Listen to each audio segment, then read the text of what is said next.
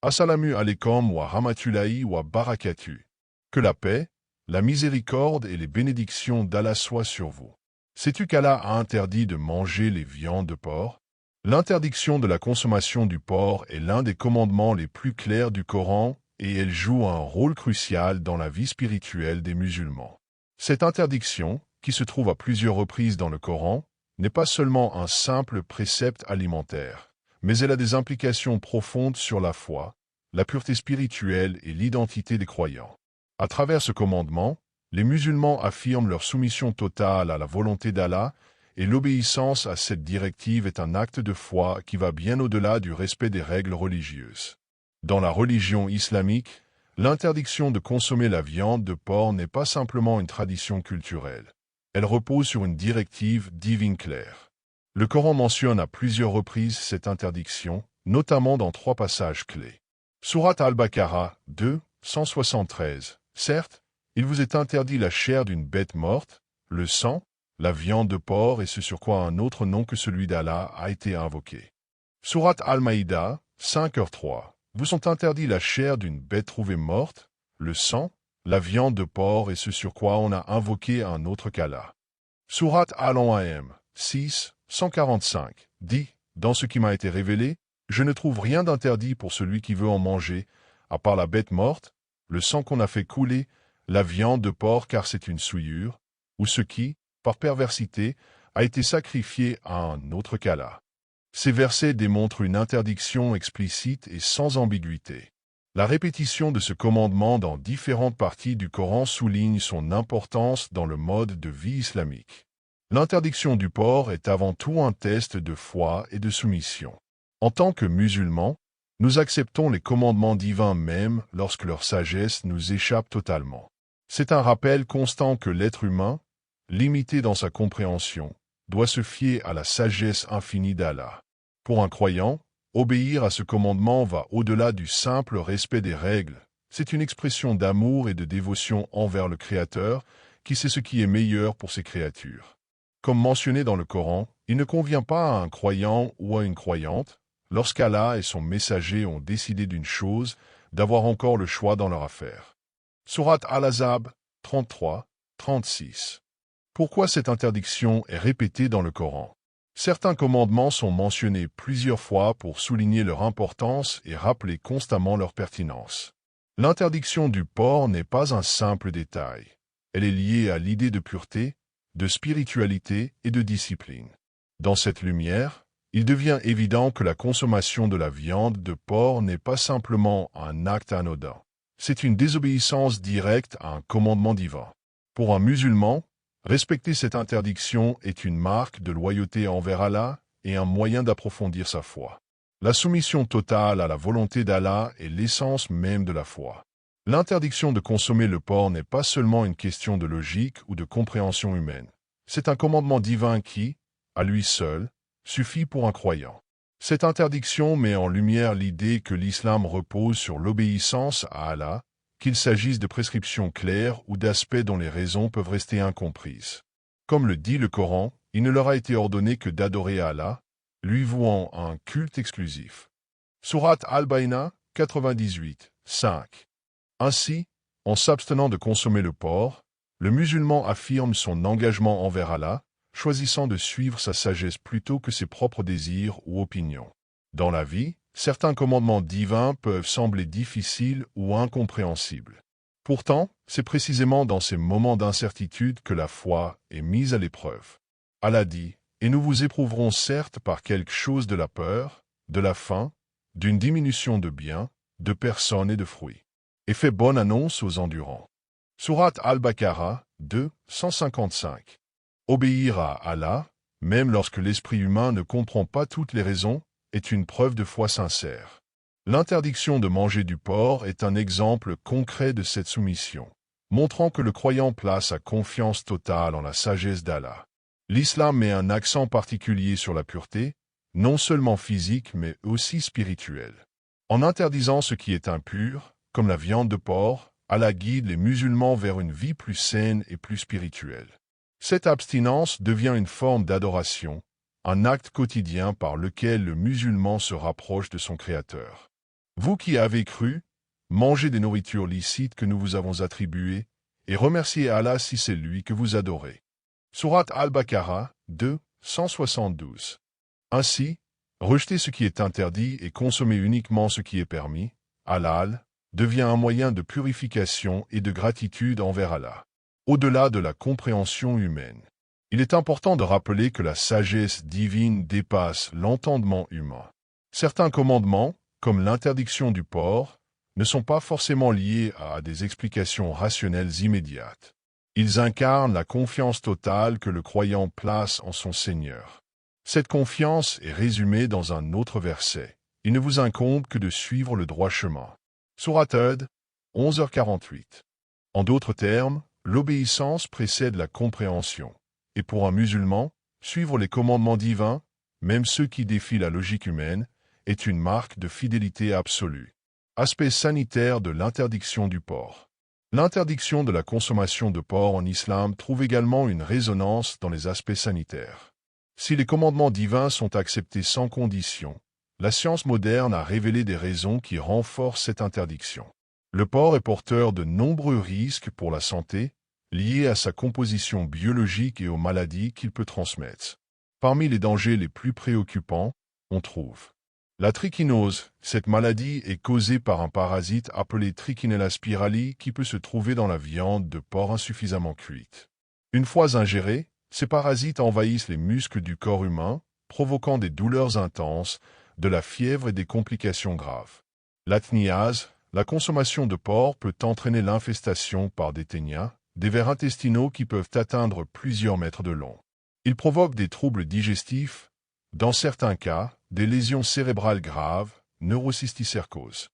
Les virus et bactéries. Le porc peut également être un vecteur de bactéries dangereuses telles que Salmonella et Yersinia enterocolitica, qui causent des intoxications alimentaires graves. Un autre facteur à considérer est la nature même de l'animal. Le porc est connu pour sa capacité à consommer presque tout, y compris des substances toxiques. Cette alimentation peu sélective peut contaminer sa chair avec des toxines et des agents pathogènes nocifs pour l'être humain. De plus, les graisses du porc sont métaboliquement différentes de celles d'autres animaux. Elles contiennent un niveau élevé de lipides saturés, associés à des risques accrus de maladies cardiovasculaires et de diabète. Une sagesse divine confirmée par la science. Ces découvertes modernes ne font que confirmer la sagesse divine. À l'époque où cette interdiction a été révélée, les musulmans n'avaient pas les moyens scientifiques de comprendre ces dangers. Pourtant, Allah, dans sa sagesse infinie, a protégé ses serviteurs en leur interdisant ce qui pourrait leur nuire. Le prophète Mohammed, paix et salut soient sur lui, a également souligné l'importance de préserver la santé dans de nombreux hadiths. Par exemple, il a dit « Il n'y a pas de maladie qu'Allah a créée sans qu'il ait également créé son remède ». Sahih al-Bukhari. Même aujourd'hui, malgré les progrès en matière d'hygiène et de conservation, la viande de porc continue de représenter un risque pour la santé publique. Les contaminations croisées et les infections d'origine animale rappellent constamment pourquoi cette interdiction demeure pertinente. Pour le musulman, respecter cette interdiction n'est pas seulement un acte de foi, mais aussi un moyen de préserver sa santé, son corps étant un dépôt confié par Allah. L'aspect éthique de l'interdiction du porc. Dans l'islam, l'impureté n'est pas seulement une question de propreté physique, mais aussi d'éthique spirituelle. Le porc est souvent considéré comme un animal impur, non seulement à cause de sa chair, mais aussi en raison de son comportement et de son régime alimentaire. Ces facteurs sont directement liés à l'idée de pureté morale et spirituelle qui guide la vie d'un musulman. Le porc est un animal omnivore, ce qui signifie qu'il peut consommer presque tout, y compris des substances considérées comme impures ou nuisibles.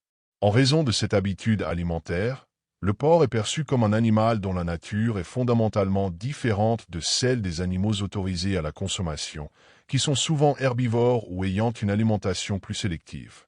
Dans cette perspective, l'éthique islamique rejette ce que le porc représente. Outre son régime alimentaire, le comportement du porc est également un facteur qui participe à sa considération comme impur. L'animal est souvent vu comme vivant dans des conditions qui ne favorisent pas la pureté, étant souvent associé à des environnements sales et boueux. Dans l'éthique islamique, cette association avec la saleté et l'impureté physique va au-delà de l'aspect physique pour inclure une pureté spirituelle et morale. Le porc, en se nourrissant de tout et en vivant dans des conditions de saleté, devient ainsi un symbole de ce qui est considéré comme moralement impur dans l'islam. La pureté de l'âme et du corps est primordiale dans la foi islamique, et tout ce qui est susceptible d'altérer cette pureté est proscrit. En ce sens, l'interdiction de manger du porc sert à préserver non seulement la santé physique, mais aussi la pureté spirituelle du croyant. L'interdiction du porc reflète également l'importance de la discipline dans la foi islamique. En choisissant de ne pas consommer ce qui est considéré comme impur, le musulman démontre sa capacité à discerner entre ce qui est pur et ce qui est impur, à la fois dans le monde matériel et spirituel. C'est un acte de purification, un moyen de se rapprocher d'Allah et de maintenir une vie conforme aux principes divins. Le prophète Mohammed, paix et salut soit sur lui, a toujours encouragé les musulmans à faire preuve de discernement dans leurs actions et leurs choix. Il a dit « La pureté fait partie de la foi ». Sahih Muslim. Cette citation met en lumière l'importance de maintenir un mode de vie pur, tant sur le plan spirituel que physique. En évitant le porc, les musulmans montrent leur respect de cette pureté et leur désir de vivre selon les enseignements d'Allah. Dans l'islam, la pureté spirituelle est intimement liée à la pureté physique. L'une ne peut exister sans l'autre. Consommer de la viande de porc, qui est vue comme impure, peut perturber cet équilibre entre le corps et l'esprit. C'est pourquoi l'islam a établi des règles strictes concernant l'alimentation, insistant sur la nécessité de consommer ce qui est pur, non seulement pour la santé physique, mais aussi pour la croissance spirituelle. En refusant de manger du porc, le musulman affirme son engagement envers cette pureté, en s'efforçant de maintenir un équilibre dans sa vie entre le matériel et le spirituel, tout en honorant les commandements divins. Le porc dans les autres religions, judaïsme et christianisme. L'interdiction de consommer du porc dans l'islam trouve un écho dans le judaïsme, où cette viande est également prohibée. Dans la Torah, le livre sacré des Juifs, l'interdiction du porc est clairement énoncée. Le Lévitique, chapitre 11, verset 7, stipule « Et le porc, bien qu'il ait le sabot fendu, ne rumine pas, il vous sera impur. » Le judaïsme, tout comme l'islam, accorde une importance particulière à la pureté alimentaire, définissant ce qui est permis, kasher, et ce qui est interdit. Le porc fait partie de ces animaux considérés impurs, et cette règle fait partie d'un ensemble de lois alimentaires strictes connues sous le nom de loi de la cacheroute. La viande de porc, en raison de son impureté, est donc exclue du régime alimentaire des Juifs pratiquants, renforçant l'idée que la pureté physique et spirituelle est essentielle dans ces deux religions monothéistes. Contrairement à l'islam et au judaïsme, le christianisme n'impose pas une interdiction explicite de consommer du porc. Cependant, certaines branches du christianisme considèrent encore le porc comme impur, en particulier dans des contextes où les lois anciennes de l'Ancien Testament sont prises en compte.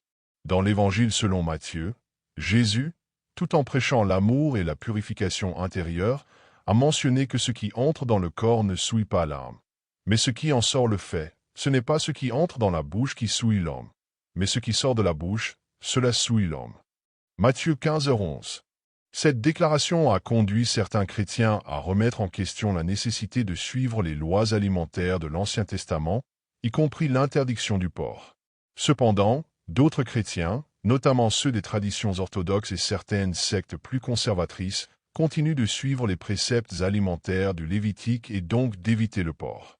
Ainsi, bien que l'islam et le judaïsme aient une interdiction stricte et universelle concernant le porc, le christianisme présente une diversité d'interprétations sur la question, allant de l'acceptation totale de la viande de porc à sa considération comme impure dans certaines branches.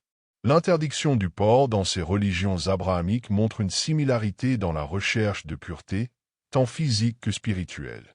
Ces religions partagent un respect profond pour les lois divines, et l'idée de pureté est au cœur de leur enseignement.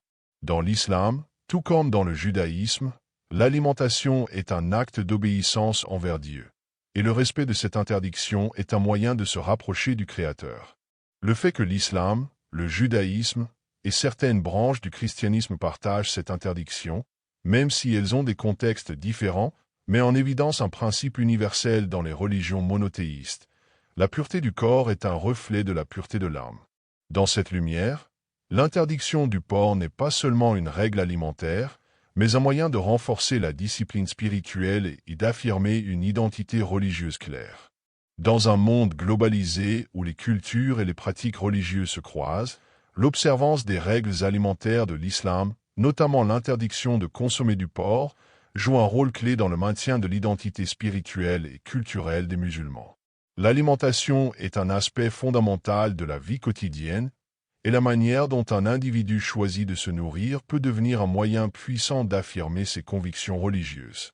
L'interdiction du porc est l'un des éléments les plus visibles du mode de vie islamique, qui marque une distinction claire entre les croyants et ceux qui ne suivent pas ces prescriptions.